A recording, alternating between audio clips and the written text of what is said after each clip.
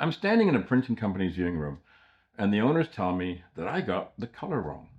And this isn't some guy holding a print up under a desk lamp. This is a daylight calibrated viewing room. The whole point of the room is that it's neutral. It's the one place in the building built to show true color. It's the room that's supposed to settle every argument like this. And he's got the final print in one hand and the original painting next to it. A limited edition reproduction, the kind of job where the color has to be exact, because the whole product is the color. And he looks at it and he says, yeah, this is too yellow. And I look at the same print in the same perfect room and I say, no, your press is yellow, the image is right. Now, he owns the press, and we're standing in his calibrated room. He's looking at his own print and telling me it's wrong. And I just told him it's not the image, it's his machine. So how do you do that? How do you stand in the one room built to be right and tell the owner of the press he's wrong and not flinch? Here's the thing, I didn't trust that room, and I definitely didn't trust my own eyes either. I'd taken my eyes out of it completely, and in a minute I'll show you exactly how and how that debate ended. But first, you have to understand why your eyes can't be trusted with color in the first place, like even yours, even right now. You remember that ridiculous dress? White and gold or blue and black? The whole internet went to war over a single photograph because nobody could agree what color it was. And that drove me crazy. It genuinely did. Mainly because of how ridiculous it was. Right? Here's what actually happened. The photo had no context. Nothing in the frame to tell your brain what the light was. So every single person who looked at it had to guess and guess differently.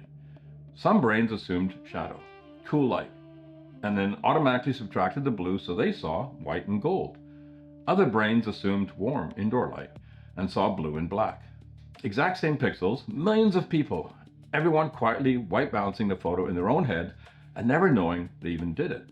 Not to mention no two screens are exactly the same anyway. That wasn't a fun internet argument.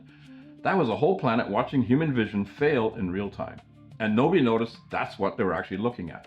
And everybody pulled out their phone to argue what color it really was. As if your phone is the correct rendition of reality in the first place. Right? This little tiny backlit panel that's already lying to you, wrong white balance, wrong brightness, adjusting itself to whatever the room you're standing in, and that's the authority you reached for to settle it? Okay, now here's the part that as photographers, we should really pay attention to. Your eye does the exact same thing the dress did. Every few minutes of every day, if a cloud goes by the window or the light shifts, a lamp warms up, your eyes silently recalibrate to a new color balance and never tell you. Right? So when you sit at your screen, carefully getting the color right against what? Right? That one took me years, and the worst part is, I thought I'd already answered it. I'd been careful, I'd been consistent, I'd been wrong about the one thing underlying all of it. And the answer is the reason I could stand in that room and not back down. I spent a fortune on my monitors and spiders. Then I looked at what calibrating my monitor actually did for me. Right? I took the one viewing condition that really didn't matter, and that was mine. And I made my screen perfect for it. But the image doesn't live on my monitor. It lives on 10,000 screens that I'll never see, or on paper under light I can't control. Calibration sold me certainty about the only place the image never ends up. I was polishing the one window onto the image that nobody else will ever look through.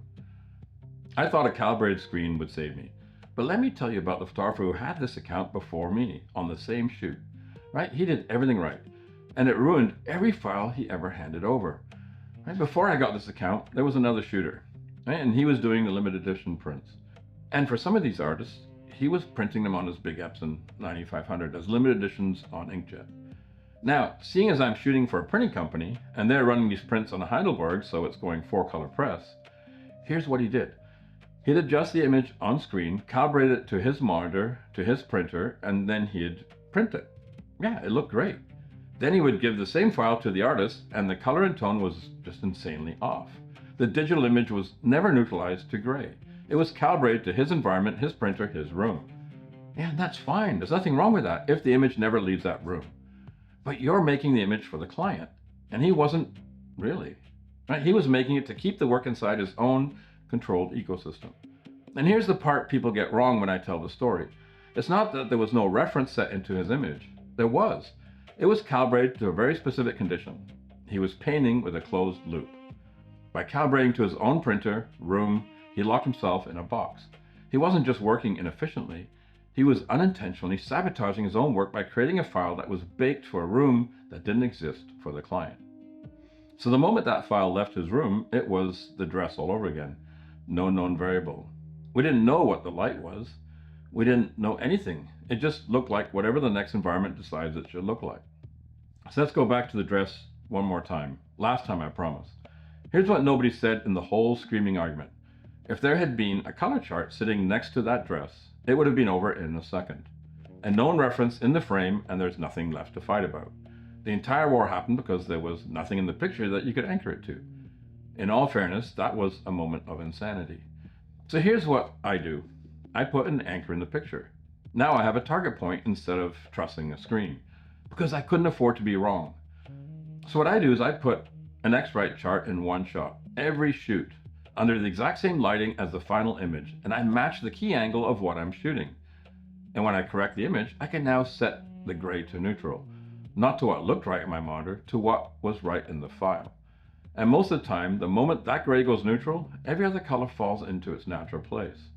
And there's always exceptions, right? UV dyes in clothing or in fake gems. Those lie no matter what you do. And I shot so much jewelry, and I've had jewelers tell me, yes, these are real. These emeralds are real. These sapphires are real. And you take the shot and all the sapphires are pink instead of blue. That's a tracer dye, and you can't get around that. With digital, it's awesome because you can just go in and change it. With film, that was a different headache. Now back to the story. The honest part, and this is where I'll lose the people who think there's such a thing as perfect color. When we shot film, I would say about 20% of the time, max, we would use a densitometer on the film to check specific colors. And 80% of the time, we just used a proper daylight balanced light box to check the transparency, and if the color looked accurate to the eye, it was good. Now what we did do is the whole spread would be matched, right? You wouldn't just look at one shot on a spread and just look at it in an isolated ecosystem. You would check the whole spread against each other. If the whole spread was consistent and exactly the same, you were golden, right? Because flipping pages, your eye will not remember a minute color shift. Obviously large ones it does, but we're talking about 0.25 yellow or 0.25 magenta. Now with digital, it's so much simpler because most image editing softwares have the ability to check on any sampled color, and you can look at the values within it, so you can see if there's any excess magenta, cyan, or if it's too warm, too cold, and you can check the amount of black in the tone, so you get a really solid idea of what's happening in the image at the pixel level. So what I trained myself to do was add a color chart in the first shot of every shoot, no matter what.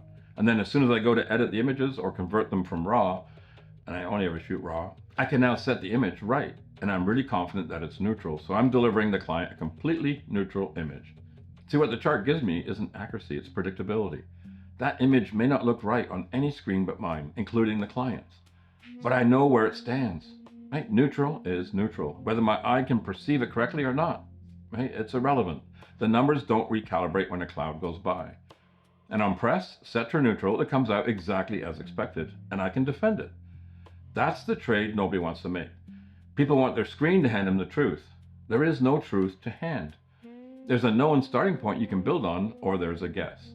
I picked the known starting point. I adjust my monitors to be as accurate as possible, but I don't rely on them ever. A file neutralized to gray can be taken anywhere. Neutral gray is the balance point of the entire color space. If your gray is neutral, your white balance is fundamentally correct, and the rest of the color channels generally have nowhere to hide. That's the whole point. Traditionally, a printing company wants a neutral image. They apply their own profile at the press stage. If you bake your environment in beforehand, and then you take that file anywhere else, it may look insane, because there's no known reference in it. So we're back in that viewing room. The owner's standing there telling me the print's too yellow. But I'd put a Macbeth chart in that image. 0 to neutral under my own lighting. I didn't correct to my monitor, I corrected to the file. So I held, no, your press is yellow. The image is right. And we had a real go at it. He wasn't backing down. So I said, well, get your press guy over. Right? Because I knew they were running Heidelbergs, and this press guy knew what he was doing. And he calls the guy who runs the press. The minute he walks through the door, before anybody says anything, he looks at it and goes, yeah, the press has been running yellow all week. And the owner looked at me, and he didn't have to say anything. Right? That was the end of the discussion. Right there. Now, I didn't win that because I was more confident or more senior or louder. I won it because the truth was in the image. The moment a second set of eyes and the press's own behavior got checked against a known reference, my file was the fixed point. Gray to me is the ultimate. But for the longest time, if I was in a pinch, I'd just drop a known Pantone swatch into the frame, like pure magenta or whatever I had. And then I'd calibrate to it because I knew the values for that Pantone, right? And it's done. The X-Rite chart, the Macbeth densitometer, a Pantone chip out of a swatch book, they're all the exact same move at different price points. The tool was never the point. That's the whole secret. Have a known reference point in the image, one that you can select and set mechanically to that known value. That's it. To me, that's color management. Everything else, the calibrated screen, the gear, the drifting eye, the whole ritual, is people using the wrong half of the problem with more expensive equipment. Calibrating your monitor is great to get you close and be aware it can drift easily. And your eyes were never the reference. They were never going to be. Stop trying to make your screen tell you the truth. There is no truth on the screen. Put a known reference in the frame and you'll never need it to. Yeah, I calibrate my monitor to minimize the gap between me and the truth, but I use the chart to bridge the two. So next time you open one of your own images on someone else's screen and your stomach drops, ask yourself one honest question. Were you ever measuring color, or were you just trusting your eyes?